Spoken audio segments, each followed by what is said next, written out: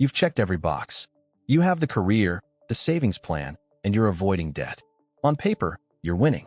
But every time you look at your net worth, it feels insignificant, like you're running a race on a treadmill. Today, we're going to talk about the invisible wealth gap and why doing everything right might be exactly what's holding you back. My name is Ely, and I spend way too much time thinking about how people in the US experience money psychologically. If you're someone who earns a normal income, maybe even more than you used to, but still doesn't feel financially secure, hit subscribe and give this video a thumbs up. It genuinely helps more people find this kind of conversation, and that's the whole point. Now let's get into it. Because I want to start with something that might feel a little uncomfortable. Think about someone. Maybe it's a person you know, maybe it's closer to home than that, who makes $75,000 a year. That's above the national median household income in the United States, which according to the U.S. Census Bureau sits right around $74,000 as of recent data. So statistically, that person is doing okay. Better than okay, actually. They've got a decent job, maybe a car payment, a lease on a one-bedroom apartment in a mid-sized city, a gym membership they actually use, and they contribute enough to their 401k to get the employer match. They are, by most conventional measures, doing everything right. And yet, they feel broke. Not broke like, I can't eat broke, but broke like, I can't breathe financially broke. Like every month is a tightrope walk. Like one unexpected car repair or one medical bill away from a real problem. Here's the thing. That feeling is not a personal failure. It is a predictable psychological response to a very specific set of modern American financial conditions. And once you understand the mechanics behind it, a lot of things start to make a different kind of sense. Here's what most people don't realize. The problem isn't usually income. It's the gap between income and the cost of a psychologically normal life in the United States today. Let's run the numbers for a second, because this is where math and psychology collide in a really revealing way. Take that $75,000 salary. After federal income tax, Social Security, and Medicare, you're probably taking home somewhere around $57,000 to $59,000 a year, depending on your state. That's about $4,750 a month. Sounds manageable, right? Now let's look at what a normal life actually costs. Average rent for a one-bedroom apartment in a city like Nashville, Austin, Denver, or Phoenix, cities that used to be considered affordable, is now running $1,400 to $1,900 a month, according to Zillow's most recent rental data. Let's call it $1,600. That's already 34% of take-home pay gone on rent alone before you've bought a single grocery item. Add in a car payment. The average new car payment in the U.S. hit $735 per month in 2024 according to Experian, plus insurance, gas, and maintenance. And you're probably looking at $1,000 to $1,200 a month in transportation. Healthcare premiums for employer-sponsored plans average around $120 to $200 a month just for the employee's share, and that's before you consider deductibles that often run $1,500 to $3,000 a year.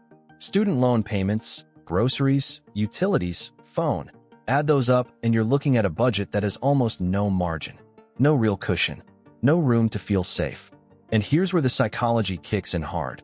Financial insecurity doesn't wait until your account hits zero to make itself known.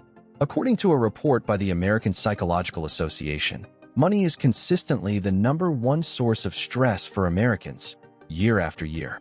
The stress response activates well before you're actually in danger. Your brain treats a thin margin the same way it treats an empty account. The anxiety shows up the same way. The sense of scarcity shows up the same way. So you can be earning $75,000, contributing to a retirement account, not going into credit card debt, and still feel like you're one bad month away from losing everything. Because mathematically, you kind of are.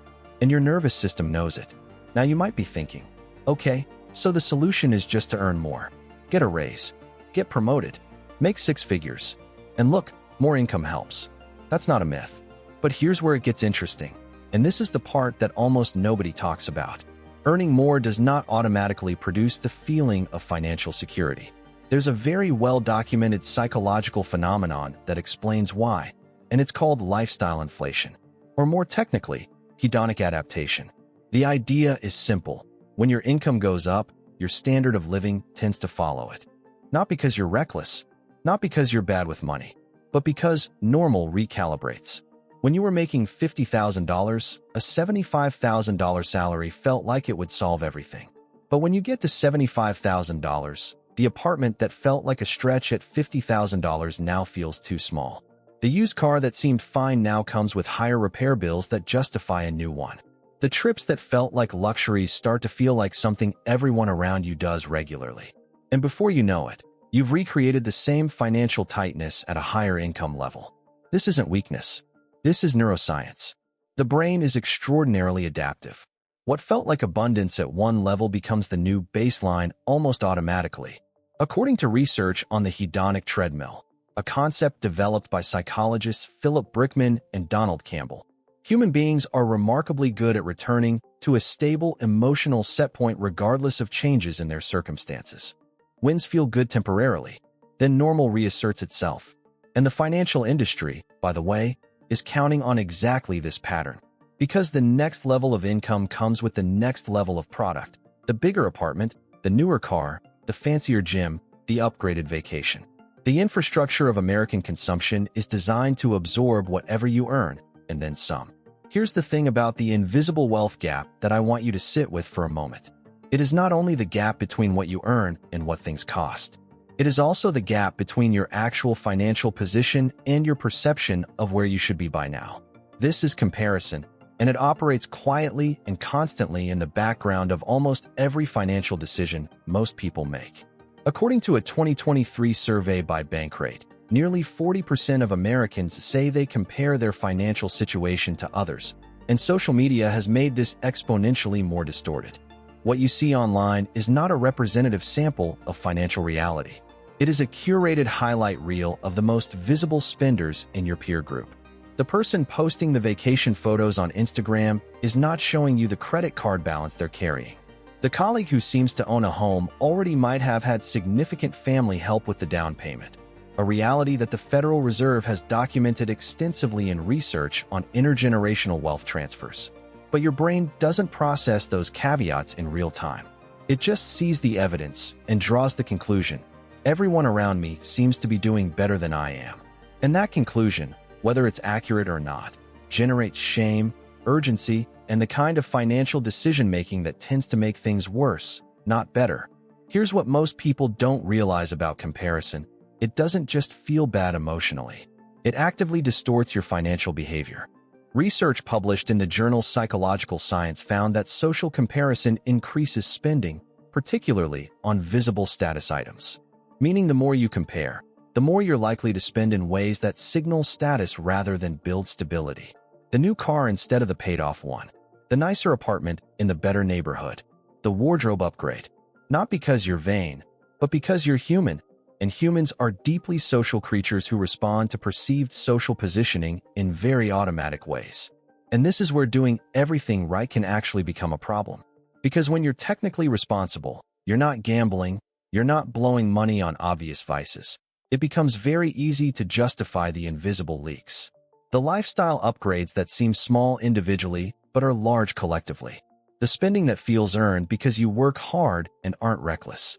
The budget that looks okay on paper but never seems to produce actual progress. Now look, I want to be clear about something before we go further. This is not a lecture about lattes. The conversation about cutting small expenses as the path to wealth is one of the most condescending and mathematically insignificant pieces of financial advice in circulation. If you're earning $75,000 and feeling financially stressed, the answer is not to stop buying coffee. That saves you maybe $1,500 a year. It's a rounding error.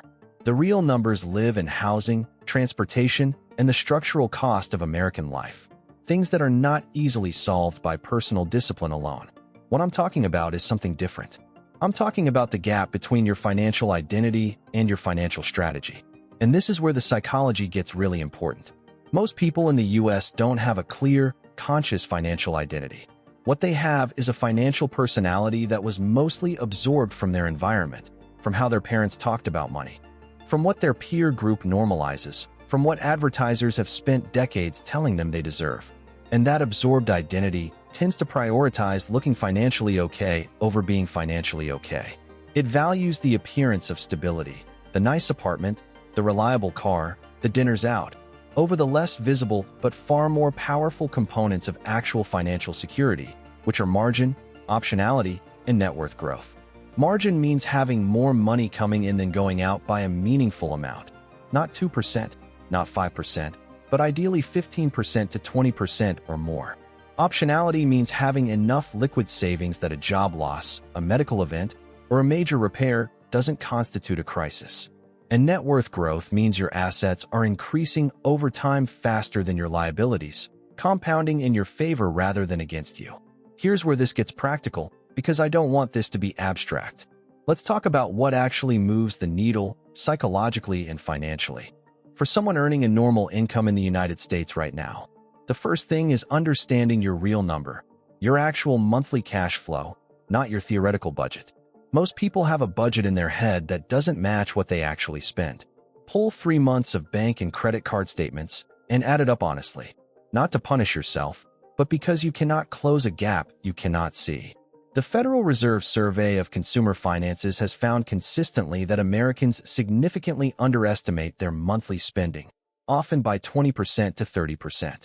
The second thing is to separate your spending into 2 categories: spending that expands your life and spending that just maintains the appearance of your life.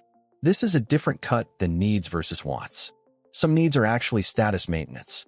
Some wants are genuinely enriching. The question to ask isn't, do I need this? It's, does this purchase increase my sense of actual security and well-being? Or does it just maintain my position in a comparison game I didn't consciously choose to play? The third thing, and this one is counterintuitive, is to deliberately lower your financial visibility temporarily. This isn't about living below your means as some kind of moral virtue. It's a tactical move. When you're not constantly exposed to the spending habits of people at the next income level up, it becomes dramatically easier to feel like what you have is enough. Researchers call this comparison decoupling, and it's one of the most effective behavioral interventions for reducing lifestyle inflation. The fourth thing is to reframe what financial progress looks like. Most people measure financial progress by what they can see: the apartment, the car, the lifestyle. But the most meaningful financial progress happens in places that are invisible: a growing emergency fund, a 401k balance that crossed a threshold, a debt paid off, a net worth number that moved.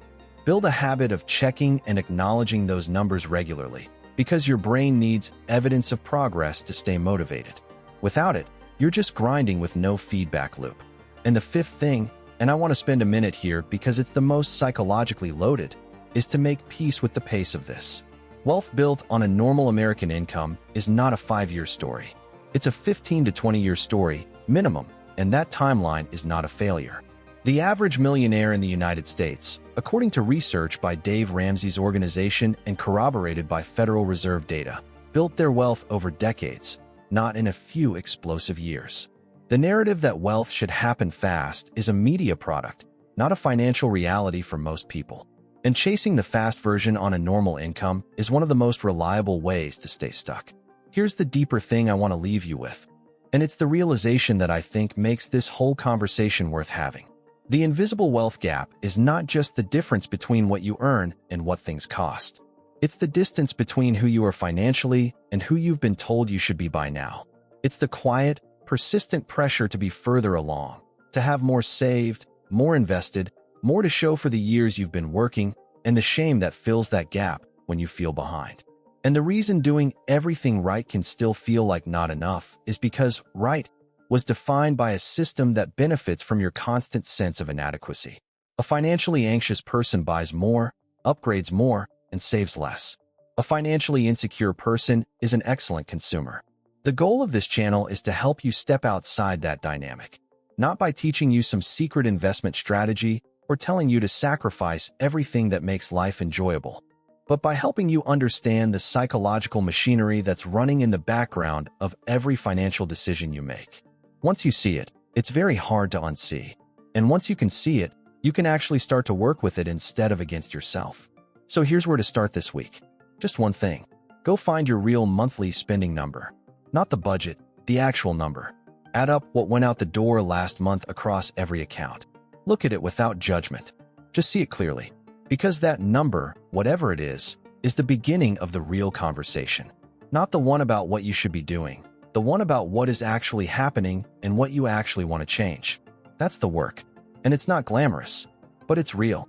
And real is what actually moves the needle. I'll see you in the next one.